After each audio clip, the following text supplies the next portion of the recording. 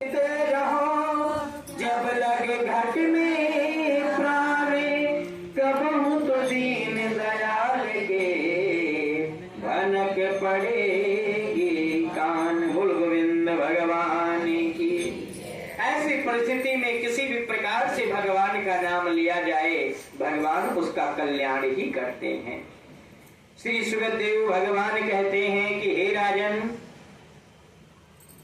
किसी भी हास्य प्रयास में भी जो वैकुंठ लोक को देने वाला भगवान का नाम है, इसने तरा कैसे, कौन कौन तरा, रामायण में साफ शब्दों में नवधा भक्ति बताई गई है कि मनुष्य कोई भी एक काम कर ले, कोई भी एक काम। नवधा भक्ति तो सब नहीं कर पाएंगे, लेकिन कोई भी काम कर ले जिसका नाम, कि जिसका अनेक प्रकार से, जैसे कथा सुनने का।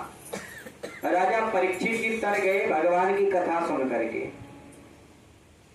और कथा भी सुनो, ज्योति में तेल डाल दो। बोल गोविंद भगवान की। सुखदेव भगवान तर गए कीर्तन करके, क्योंकि जहां भी भगवान का नाम होता तहां वो अपना कीर्तन में लग जाया करते थे। स्मरण किया किसने? प्रहलाद जी ने। थोड़ा सा ही डालना, नहीं बत्ती खत्म हो गई। दरवाजे के पास नहीं है। बोल लक्ष्मी नारायण भगवान की। स्मरण करके प्रहलाद जी तर गए। बोल गोविंद भगवान की। और पाद सेवन करके कौन तर गया? माता लक्ष्मी जी। पाद सेवन किसने किया? माता लक्ष्मी जी। क्षीर सागर नदी तीरे भर्तम हित समाचरम भवेति, हस्ते शंख चक्र गदा कंठे च वरमाला विभूषितम।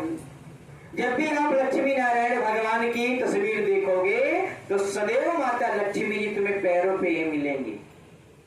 सोचना, इसीलिए वो लक्ष्मी है कि वो सदैव विष्णु भगवान की सेवा करके और तर गई। और राजा पृथु वंदना करके तर गए, और अक्रूर जी महाराज भगवान की पूजा अर्चन करके तर गए, और दास भाव से हनुमान जी महाराज तर गए। किससे?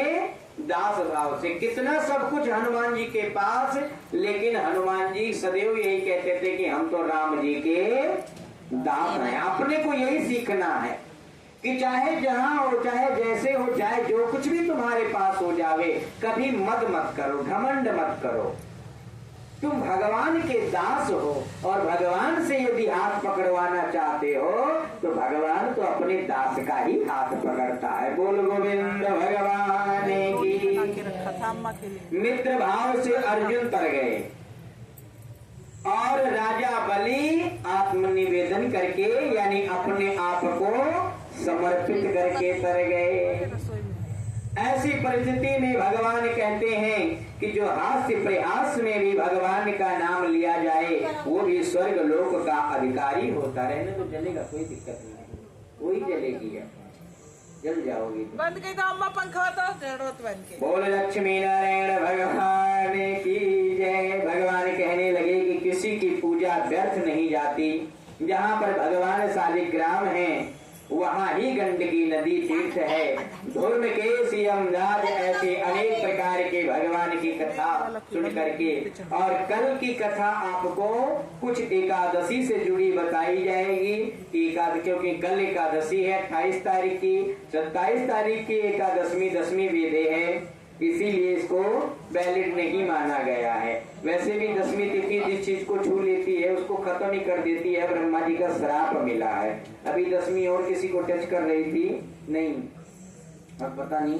और दीपावली 1 तारीख नवमी को दीपावली बहुत संशोधन करने के बाद में 1 तारीख को निर्धारित किया गया है। क्यों 1 तारीख को निर्धारित किया गया है?